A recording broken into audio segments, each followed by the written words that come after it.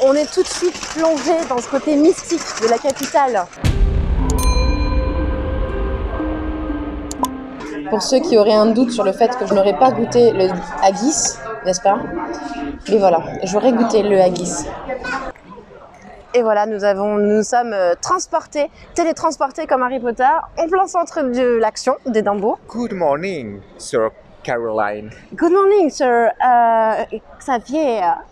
Donc on va découvrir Édimbourg et j'ai la chance d'avoir aujourd'hui une guide. Oui, enfin vite fait la guide, parce que bon, je suis venue qu'une seule fois. Nous avons déjà entendu les sons de cornemuse. Nous sommes venus à vélo, donc un petit peu moins pratique, non? Que les Pays-Bas. Bon, ouais. Ça on s'en doutait un peu. Ouais. Mais ça reste agréable de découvrir au fur et à mesure la vieille ville et on va s'y engouffrer, n'est-ce pas? C'est parti! L'endroit où nous stationnons est à 15 minutes à vélo du centre-ville. On ne s'attendait pas à ce que ça monte tant pour y arriver. Cela a le mérite de nous réchauffer car la température de bon matin ne dépasse pas les 12 degrés. À cet instant, nous sommes impatients à l'idée de découvrir la magie de cette ville royale et en arrivant, nous sommes immédiatement pris par l'air des cornemuses.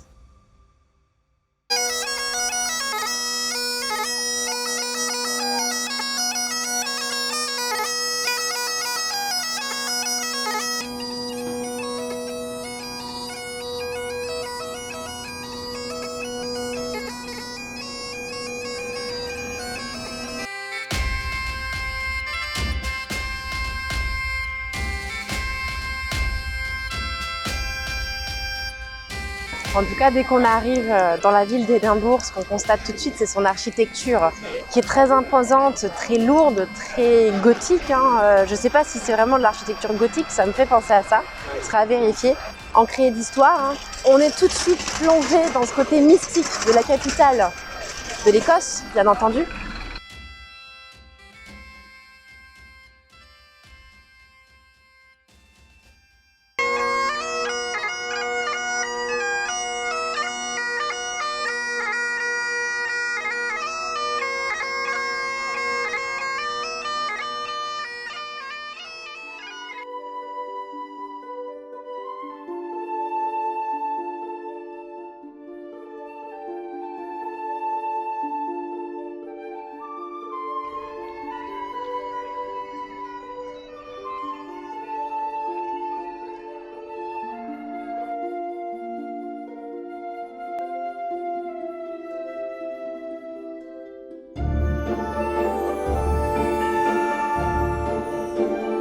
Bon, en marchant, il y a tellement de choses à voir pour l'instant, donc on est en repérage.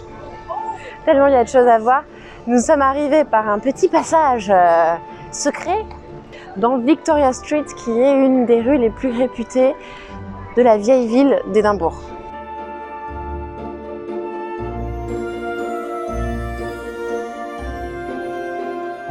Et parce qu'on aime vous emmener avec nous jusqu'au bout de l'aventure, on se dirige dans la taverne du Greyfriars Bar, où il y a une grande histoire avec le cimetière qui est à côté et le petit chien Bobby, parce que oui, il y a petit Bobby dont on vous parlera peut-être plus tard. Et on va essayer d'aller avoir une table pour ce soir, pour aller dîner dans cet endroit mythique d'Édimbourg. Sur notre marche, nous sommes arrivés au cimetière le plus hanté de la ville, qui est le Greyfriars Cemetery. Très difficile à dire. Et il y a une histoire, beaucoup d'histoires, beaucoup de mythes et légendes dans ce cimetière, notamment une.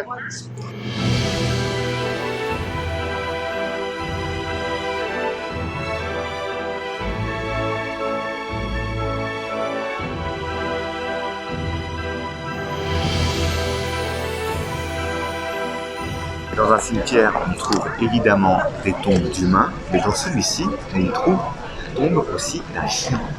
Il s'appelle Bobby, c'est Bobby le chien. C'est Bobby the Dog. Et pourquoi Bobby a sa statue et son cimetière et sa tour tombale?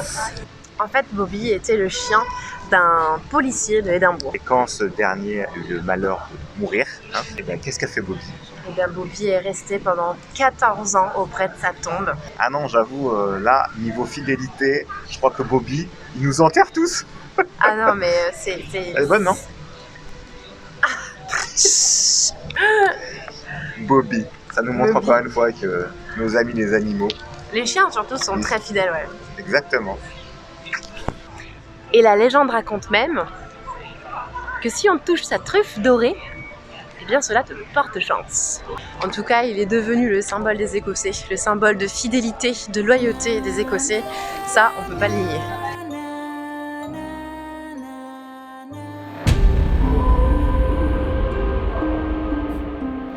L'histoire sanglante de Bloody Mackenzie, qui se réjouissait à la vue des corps se balançant au bout de leurs cordes, oiseaux morts, fantômes d'enfants jouant, souffle froid qui vous glace. C'est ce que l'on trouve dans ce cimetière le plus hanté d'Écosse. Il paraît que quand on meurt, on accède à la paix éternelle. Je crois pas que ce soit le cas. Entre le nombre de guides touristiques qui racontent des histoires, on dirait qu'ils ont un mégaphone dans la bouche. Les gens qui font littéralement des pique-niques sur la tombe. Les enfants qui courent dans les allées. Parce qu'on pense Alexander Red, mais il se dit qu'il irait bien dans un petit cimetière un peu plus tranquillou, quoi.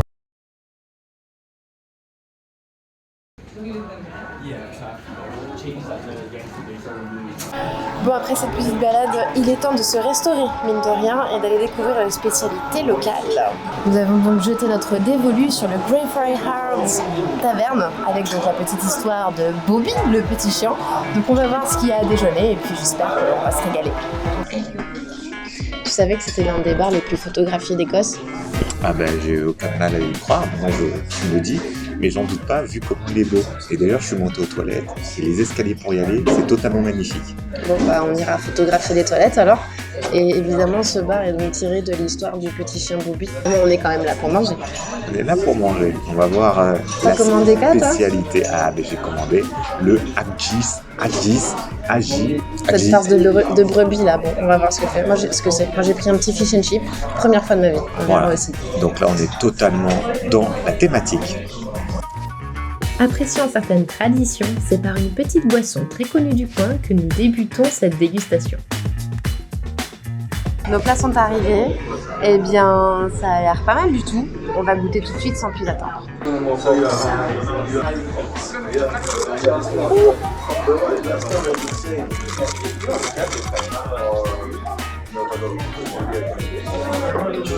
Première bouchée, c'est bon. On s'est bien pris, hein, mais parce que c'est gras. Mais c'est bon. C'est gras, mais c'est bon. C'est l'heure de la panse de brebis. Donc c'est ça. Vu comme ça, c'est... Bah, de toute façon, c'est un truc farci. Je pense qu'il faut le mettre dans cette sauce qui a un goût pour moi inconnu jusqu'à maintenant.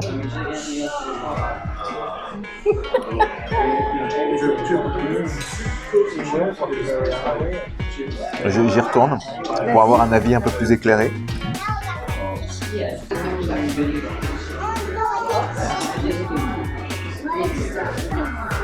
C'est ni bon ni mauvais.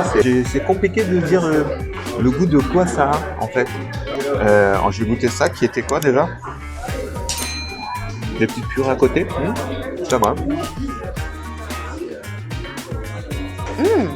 Bon ça. C'est quoi? La sauce là, trop bon. Ah ouais, je sais pas ce que c'est, mais c'est vraiment bon. Des petites croquettes là. Pour ceux qui auraient un doute sur le fait que je n'aurais pas goûté le haggis, n'est-ce pas? Et voilà, j'aurais goûté le haggis.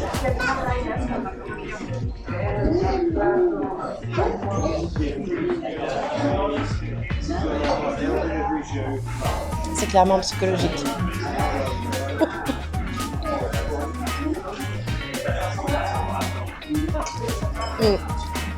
Non. Alors qu'est-ce que je pense du haggis au floumongué? C'est pas mauvais, heureusement qu'il y a la sauce avec les deux purées de pommes de terre. Bon, mon plat qui est clairement le moins cher des deux, il est à 11 £. Mais c'est aussi clairement pas assez suffisant pour un homme tel que moi.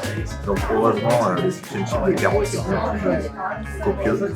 Ça a pu m'en passer un peu. Et donc je reste clairement sur ma faim. Même si c'est pas mal, mais encore une fois, heureusement qu'il y a la sauce.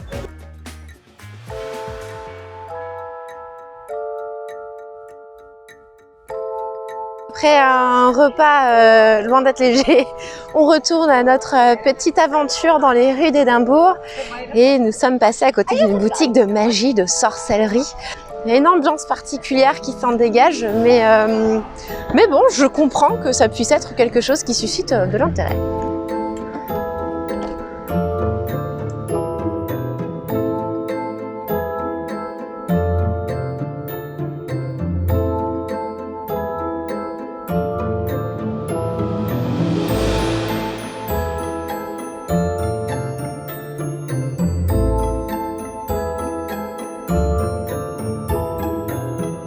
boutique de magie, de sorcellerie, j'ai vu qu'il y avait des livres sur des potions magiques, sur des potions, sur des poisons.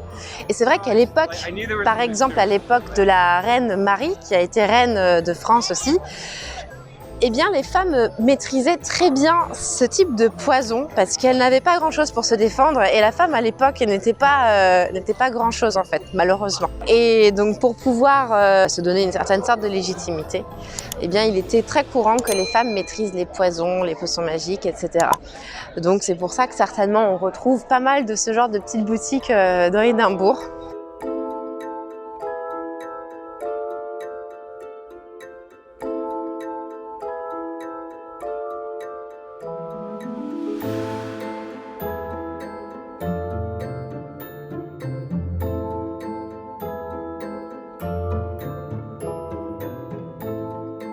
Donc là, on se dirige sur la colline de Calton Hill.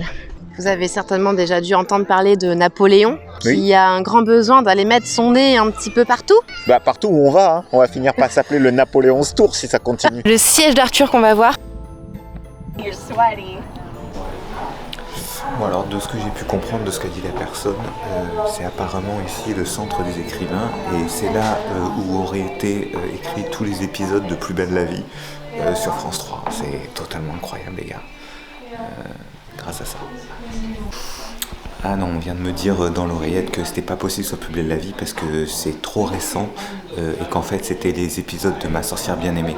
Voilà, c'est des infos confidentielles qu'on vous propose.